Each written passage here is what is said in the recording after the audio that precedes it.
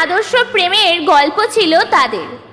কলেজে প্রথম দেখা, ধীরে ধীরে বন্ধুত্ব, তারপর প্রেম।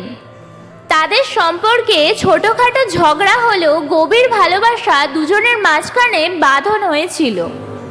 তাদের প্রেম দেখে আশপাশের বন্ধুরা হিংসা করত। তিথির কাছে রাজ মানে ছিল জীবন, ভরসা, নির্ভরতা। 4 বছর পরে রাজ চাকরিতে স্থিত হলে দুই পরিবারের মতামতে রাজ তিথির বিয়ের দিনও নির্ধারিত হয়ে যায়। দুজন মিলে ঠিক করছিল বিয়ের পর কোথায় থাকবে, কিভাবে সাজাবে তাদের ঘর। তিথির মন ভরে যেত এইসব ভেবে। তিথি আনন্দে ডায়েরির পাতায় লিখে রেখেছিল, আগামী 1 অগ্রহায়ণ আমি শুধু তিথি থাকবো না, হব রাজের স্ত্রী তিথি। কিন্তু সময় যত এগোতে লাগলো গল্পটা মোড় নিল এক অদ্ভুত পথে। রাজের পরিবার বাইরে থেকে নিখুঁত মনে হলেও ভিতরে জমেছিল এক বিষ। রাজের বাবা সরকারি অফিসার, সর্বক্ষণ কাজে ব্যস্ত থাকতেন। রাজ ছোট থেকেই দেখেছে তার মা প্রতিদিন একা থাকে। বাবা কখনো মায়ের খবর নেননি, কবে কি খেলেন জিজ্ঞাসাও করতেন না। রাজের মা সেই শূন্যতা ভরাট করেছিলেন ছেলেকে আঁকড়ে ধরে। ছেলে রাজ ছিল তার নিঃসঙ্গ জীবনের একমাত্র আলো। যখন রাজ তিথির প্রেমে পড়ে এবং বিয়ে ঠিক হয়, তখন সেই আলোতে যেন ছায়া পড়ে যায়। এক সন্ধ্যায় রাজের মা রাজকে নিজের ঘরে ডেকে বললেন, তোর বাবা কোনোদিনও আমার ছিল না, তোকেই আমি ধরে বাঁচি। তুই যদি ওই মেয়েকে বিয়ে করিস তাহলে আমি কার জন্য থাকবো? আমি আর বাঁচতে পারবো না রাজ। রাজ অপ্রস্তুত হয়ে পড়ে। মা কাঁদতে কাঁদতে বলে, তুই ওকে বিয়ে করলে আমি মরে যাব, আমার আর কেউ থাকবে না। রাজ যে মাকে ছোটবেলা থেকে কথা দিয়েছিল, মা তোমায় আমি কখনো একা ছাড়বো না, সে কথা তার কানে প্রতিধ্বনিত হতে থাকে। তিথি তখন নিজেকে নিয়ে স্বপ্ন গড়ছে। বিয়ের কেনাকাটা, সাজগোজ, নতুন সংসারের স্বপ্নে মেতে উঠেছে। কিন্তু হঠাৎ রাজ বদলে যেতে শুরু করে। ফোন করা কমে যায়, কথা বলার ধরনে বিরক্তি, আর সবচেয়ে বড় পরিবর্তন, রাজ তিথিকে মাসে মাসে যে হাত খরচা পাঠাতো, সেই হাত খরচা পাঠানো সে বন্ধ করে দেয়।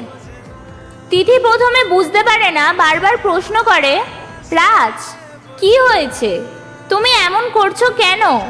রাজ বলে, মা চাইছে না তিথি, আমি কি করব বলো? তিথি নির্বাক। যে সম্পর্কটা আত্মা দিয়ে বাঁধা, সেখানে হঠাৎ মা এসে দেয়াল তুলে দিল।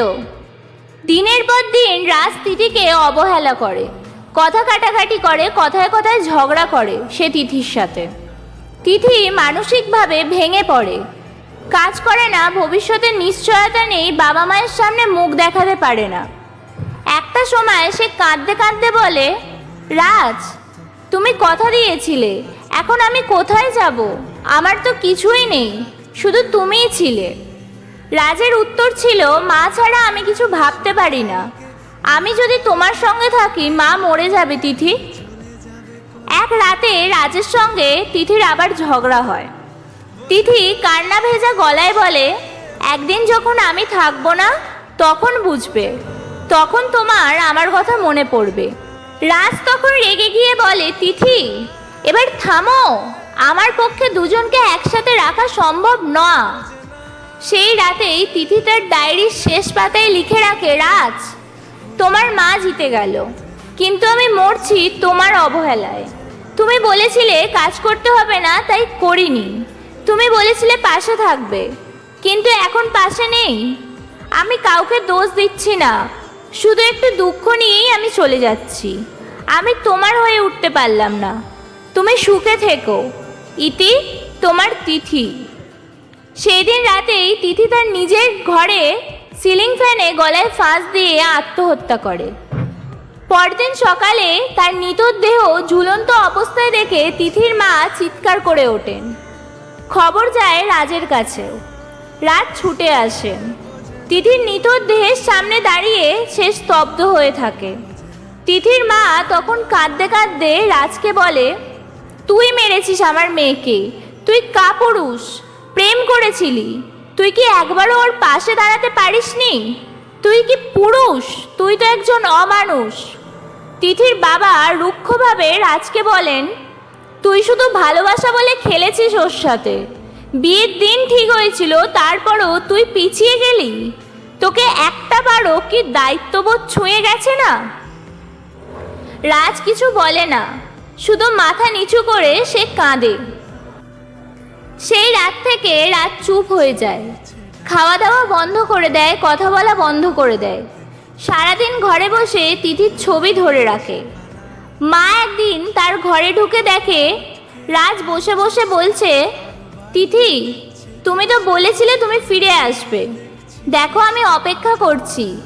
মাকে কিছু বলবো না আর, আমি শুধু তোমার হব এবার। মা ভেঙে পড়ে, বলে, আমি চাইনি এমনটা হোক। আমি শুধু তোকে নিজের কাছে রাখতে চেয়েছিলাম, তোকে হারাতে চাইনি। কয়েকদিন পর রাজকে ভর্তি করা হয় মানসিক হাসপাতালে। চিকিৎসকরা বলেন গভীর বিষাদ, অপরাধবোধ, ট্রমা মিলে সে ভারসাম্য হারিয়েছে।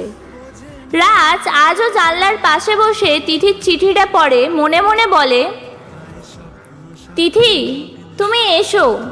আমি এখন আর কারো ছেলে নই, শুধু তোমার রাজ। এই গল্প শুধু এক আত্মহত্যার নয়, বরং এক অন্ধ মায়ের ভালোবাসা ও অধিকারবোধের করুণ ফলাফল। এক তরুণ যে নিজের ভালোবাসার দায়িত্বের মাঝে পথ হারিয়ে ফেলেছিল। এক প্রেমিকা যে শেষ পর্যন্ত আত্মত্যাগ করেও রাজকে ক্ষমা করে দিয়ে গেছিল। তিথি চলে গেছে, কিন্তু রেখে গেছে একটা প্রশ্ন, ভালোবাসা কি দখল হতে পারে? বড় ইচ্ছে করছে ডাকতে, তার গন্ধে মেখে থাকতে, কেন সন্ধে সন্ধে নামলে সে পালায়।